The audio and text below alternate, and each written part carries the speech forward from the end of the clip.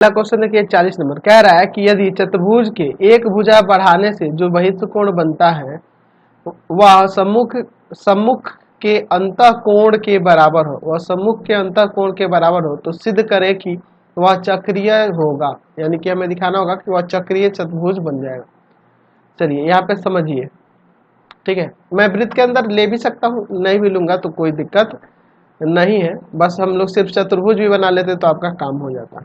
सिर्फ अगर हम लोग चतुर्भुज भी बनाए तो भी कोई दिक्कत नहीं है, ठीक है। लेकिन मैंने वृत्त बना लिया, उससे कोई दिक्कत, इससे भी कोई प्रॉब्लम आपको नहीं होनी चाहिए।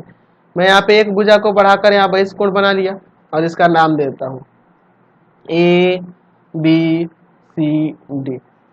दिया है हमारे पास, क्या दिया है, ए बी सी डी एक चतुर्भुज है, इसलिए मैंने बोला वृत्त बनाने की कोई जरूरत नहीं है। वृत्त अगर ये नहीं भी बनाते तो कोई प्रॉब्लम नहीं थी। ए बी सी डी एक चतुर्भुज है और देखिए क्या कह रहा है कि एक भुजा से जो बहिष्ठ कोण बनता है, चतुर्भुज की एक भुजा से के बढ़ाने पर जो बहिष्ठ कोण बनता है, तो ए बी को कहाँ तक बढ़ाए हैं, ई तक बढ़ाए हैं। भुजा ए बी को ई तक बढ़ाया, ई तक बढ़ाए हैं और यहाँ जो बहिष्ठ कोण बनता है यानी कि एंगल सी बी ई वह सम्मुख के अंतः कोण के बराबर, सम्मुख का अंतः कोण यह हो जाएगा यानी कि एंगल ए डी सी के बराबर है।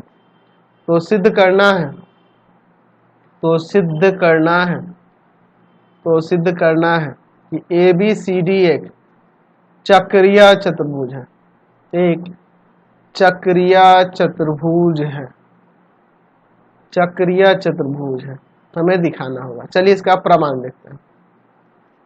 प्रमाण देखिए, अच्छा हम लोग जानते हैं कि यहाँ पे हम ऐसे लिख सकते हैं कि angle C B E plus angle A B C, A B C बराबर में 180 डिग्री। देखो यहाँ पे सी बी ई यह वाला कोण और ए बी सी यह वाला कोण, यह दोनों का योग 180 डिग्री होगा ना, रैखिक युग्म से, ये आपको पता है, रैखिक युग्म से, रैखिक युग्म से यह बराबर हो 180 डिग्री हो जाएगा इनका योग।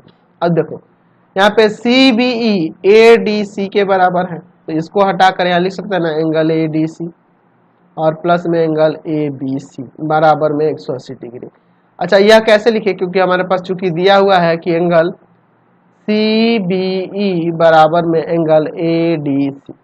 अब देखो एंगल ए डी सी और ए बी सी इन दोनों का योग 180 डिग्री हो जाएगा।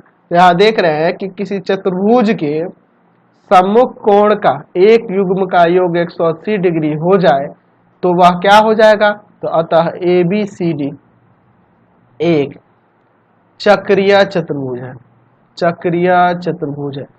अच्छा कहोगे कि सर दूसरा वाला भी दिखा दीजिए, तो दूसरा वाला दिखाने की कोई जरूरत नहीं है। एक भुजा का एक सम्मुख कोण का युग्म भी 180 हो जाए तो चक्रीय हो जाता है। अगर दूसरा दिखाना चाहोगे तो आप क्या करना है, इन चारों कोणों को लेना है। चतुर्भुज के चारों कोणों का योग 180 डिग्री 360 डिग्री होता है, चतुर्भुज के चारों कोणों का योग 360 डिग्री होता है। इन दोनों को जगह पे 180 लिख देंगे, ले जाए घटा देंगे, वो भी 180 आ जाएगा। जैसे मैंने इसको प्रूफ कराया था चक्रीय में, उसी तरह का आ जाएगा, ठीक है। तो उससे कोई मतलब नहीं, इतना सही हमारा काम चल जाएगा, समझ गए ना।